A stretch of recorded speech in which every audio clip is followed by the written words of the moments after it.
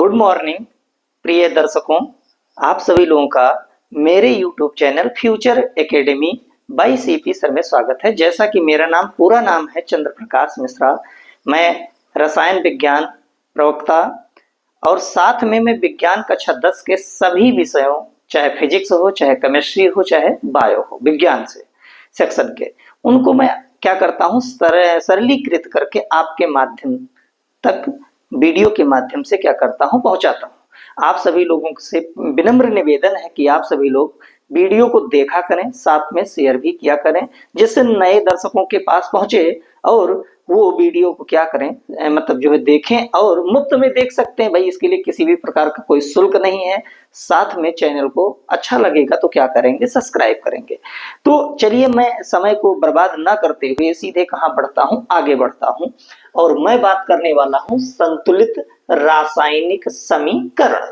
ये संतुलित रासायनिक समीकरण क्या है? तो मैं एक बात बताऊं आपको।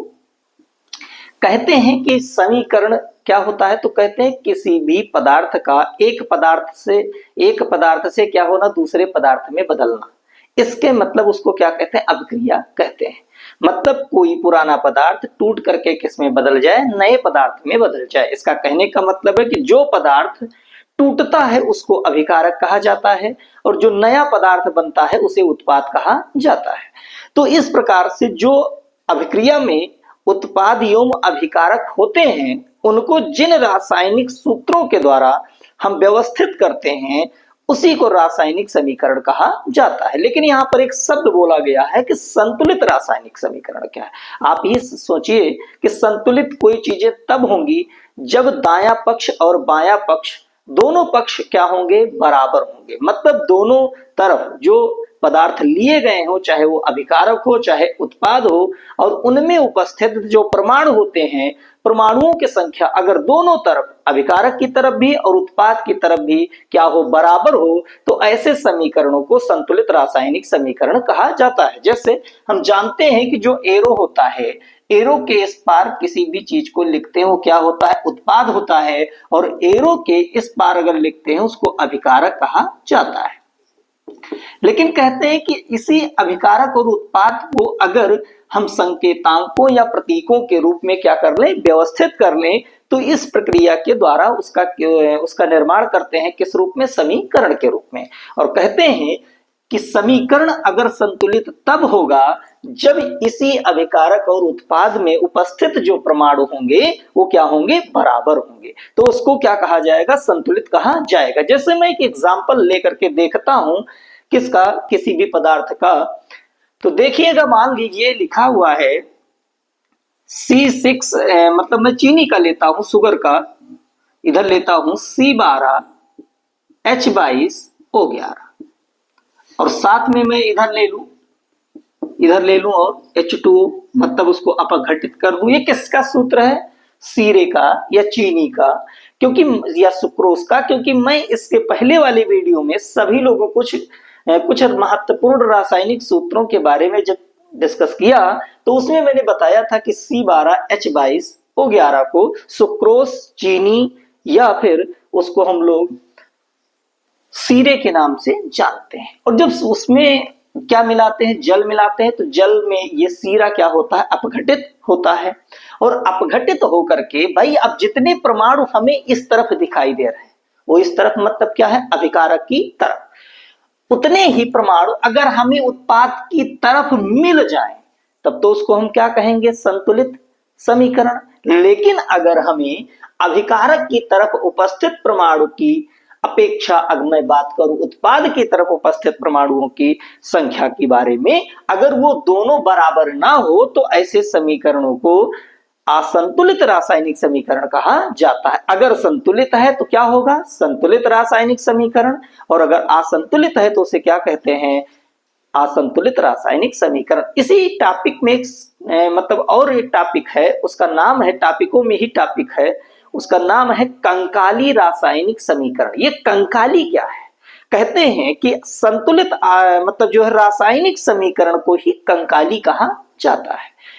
तो अब मान लो यहां पर मैं इस अभिक्रिया को अगर आपके सामने समक्ष लिख करके मैं बताऊं कि अगर सीरे का जल अपघटन किया जाएगा तो क्या बनेगा, तो बनेगा ग्लूकोज और साथ में क्या बनेगा, फ्रुक्टोज। अब देखिएगा, देखने में तो क्या लगता है कि यहाँ पर दोनों लिखा गया जो यौगिक है उनमें उपस्थित परमाणुओं की संख्या तो बराबर है, और जितनी संख्या इधर है उतनी संख्या परमाणुओं की इधर भी है। चेक करिएगा, अगर हाइड्रोजन की बात करें तो हाइड्रोजन कितना दिखाई दे रहा है, 24, और ऑक्सीजन कितना दिखाई दे रहा है, 12, और कार्बन कितना दिखाई दे रहा है, 12। तो इधर हम चेक करते हैं, कार्बन की संख्या कितनी है, 12, और 22 हाइड्रोजन यहाँ है और 2 हाइड्रोजन कहाँ है, इस तरफ है H2O में। तो कुल मिलाकर के हाइड्रोजनों की जो संख्या हुई वो कितनी हुई, 24 हुई।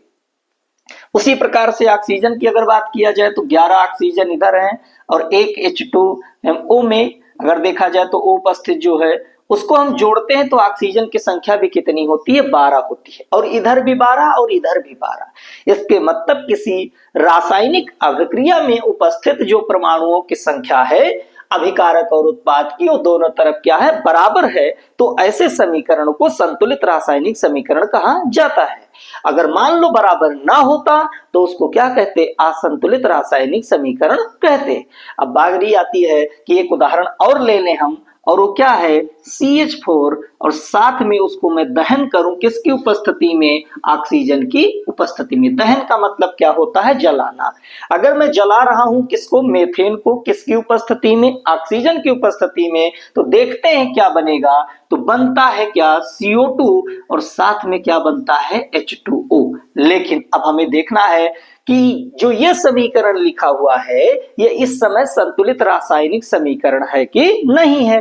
तो हमने क्या कहा कि किसी अभिक्रिया में उपस्थित अभिकारक और उत्पाद के परमाणुओं की संख्या अगर बराबर है तब तो संतुलित है, अगर नहीं है तो क्या है, असंतुलित है। तो हम चेक करते हैं, इधर का हाइड्रोजन की संख्या कितनी है, 4 है, और इधर हमें हाइड्रोजन की संख्या कितनी दिखाई दे रही है, 2 दिखाई दे रही है, और ऑक्सीजन की संख्या यहाँ पर कितनी है, 2 है, और इधर कितनी है, 3 है। इसके मतलब अभिकारक में उपस्थित जो परमाणु है वो उत्पाद में उपस्थित परमाणुओं के बराबर नहीं है। तो इस समीकरण को क्या कहते हैं, असंतुलित रासायनिक समीकरण कहा जाता है। और चूंकि हमने अभी एक बात और बताई कि असंतुलित रासायनिक समीकरण को ही कंकाली समीकरण कहा जाता है, तो इसके मतलब क्या हुआ कि अब इन परमाणुओं की संख्या को अगर हम दोनों तरफ क्या कर दें, बराबर कर दें, तो वही असंतुलित समीकरण किसका रूप ले लेगा, संतुलित रासायनिक समीकरण का। चलिए आइए बराबर करते हैं। तो सबसे पहले हाइड्रोजन की संख्या को ही हम क्या करते हैं, बराबर करते हैं। तो चलिए हाइड्रोजन की संख्या यहां पर कितनी है, 2 है। अगर हम 2 H2 मतलब जो लिखा है H2 से पहले 2 से क्या करें, मल्टीप्लाई कर दें, तो हाइड्रोजन की संख्या कितनी हो जाती है, 4 हो जाती है। और यहां भी कितनी है, 4 है। इसके मतलब हाइड्रोजन दोनों तरफ क्या हो चुके, बराबर हो चुके। अब बारी किसकी है, कार्बन की। तो कार्बन की संख्या एक इधर भी है और एक इधर भी है, दोनों तरफ क्या है, बराबर है। अब ऑक्सीजन को हम चेक करते हैं, ऑक्सीजन इधर कितना है, 2 है, और इधर 2 और 2 कितना है, 4 है। इसके मतलब ऑक्सीजन बैलेंस्ड अभी नहीं है। तो ऑक्सीजन को बैलेंस्ड करने के लिए हम ऑक्सीजन के आगे 2 से क्या करते हैं, मल्टीप्लाई करते हैं, और जैसे मल्टीप्लाई करेंगे, गुणा करेंगे, वैसे भी ऑक्सीजन की संख्या कितनी हो जाएगी, 4 हो जाएगी। अब ये समीकरण जो हमारा लिखा हुआ है वो कैसा है, संतुलित रासायनिक समीकरण है। तो बोर्ड परीक्षा में यहां से क्वेश्चन पूछा जाता है और आपसे पूछा जाएगा कि दिए गए निम्नलिखित समीकरणों को क्या करिए, संतुलित करिए। या फिर आप एक चीज और याद रखिएगा कि कोई जरूरी नहीं है कि समीकरण को परमाणुओं की स्थिति के रूप में ही दें, हो सकता है पदार्थों का नाम लिख दें और उन पदार्थों के नामों का सूत्र हमें क्या करना होगा, समीकरण में लिखना होगा, और लिख करके फिर क्या करना होगा, उनको संतुलित करना होगा। तो इस प्रकार के प्रश्न बोर्ड परीक्षा में आएंगे, ये पक्का है। और हाफ अर्ली एग्जामिनेशन में आए हो या ना आए हो इससे कोई मतलब नहीं है, क्योंकि हाफ अर्ली का पैटर्न कैसा होता है ये कोई अता पता नहीं होता है। हमने तो देखा है कि चिप्पड़ लगा करके लोग क्या करते हैं, पेपर बना देते हैं। उनको ये नहीं मतलब है कि हम सिलेबस कैसे कवर कर रहे हैं, बस पेपर बना दो। तो पेपर बनाने का मतलब ये नहीं है, पेपर बनाने का मतलब है कि विषय वस्तुओं को क्या किया जाए, कवर्ड किया जाए। जिस चैप्टर से जितना नंबर पूछा जाता है उस चैप्टर से उतना नंबर ही पूछा जाए। आजकल रेडीमेड का क्या है, ट्रेंड है, भाई शिक्षा भी बिकाऊ है तो वहां पेपर भी बिकता है। तो पेपर क्या होता है, पेपर मंडी से लाया जाता है तो उसको मंडी कहते हैं, क्योंकि वहां पर क्या हुआ ये नहीं देखा जाता है पेपर का सैंपल के किस प्रकार से विषय वस्तु के अनुसार दिया गया है। लेकिन जिन विद्यालयों में पेपर अपने विद्यालय में ही बनते हैं वहां पर पेपर पैटर्न जो होता है वो अकॉर्डिंग टू सिलेबस होता है, क्योंकि विद्यालय में कितना सिलेबस पढ़ाया गया कितना नहीं पढ़ाया गया, अकॉर्डिंग टू बोर्ड क्वेश्चन है कि नहीं है, इसका अध्यापक जब करता है आकलन तब वो पेपर जब देता है तो पेपर क्या होता है, बढ़िया से होता है। लेकिन अब क्या है, पेपर खरीद लाते हैं, उसमें क्या लिखा है नाप शनाप इससे कोई मतलब नहीं। हमने तो हमारे यहाँ विद्यालय में जो परीक्षा हुई उसमें हमने बहुत पेपर देखे, चाहे विज्ञान के हों चाहे आज केमिस्ट्री का परीक्षा था उसका देखा कि कई जगह तो मिसप्रिंट है, कई जगह तो प्रश्न का मतलब ही नहीं समझ में आ रहा है, कई जगह तो उन्होंने बोर्ड के पैटर्न को ही नहीं फॉलो किया। तो देखिएगा आप लोग हाफ ईयरली एग्जामिनेशन का जो पेपर आप दिए हैं उस पर आपकी चिंता नहीं होनी चाहिए, आपकी चिंता अकॉर्डिंग टू बोर्ड होनी चाहिए और बोर्ड के जो पैटर्न होते हैं वो उसी अनुसार फॉलो किए जाते हैं। ठीक है, तो आप सभी लोग, हम आशा करते हैं कि जो ये समीकरण संतुलित के बारे में बात थी ये हो सकता है समझ में आपको आ गई हो। अगर समझ में आ गई होगी तो वीडियो को क्या करेंगे, लाइक करेंगे और शेयर करेंगे, साथ में सब्सक्राइब भी अगर हो सकता है नए दर्शक हों जिन्होंने चैनल को सब्सक्राइब नहीं कर रखा है वो क्या कर सकते हैं, सब्सक्राइब कर सकते हैं। और मैं फिर वही बात कहता हूं कि समंदर अगर खामोश है तो उसके लहरों के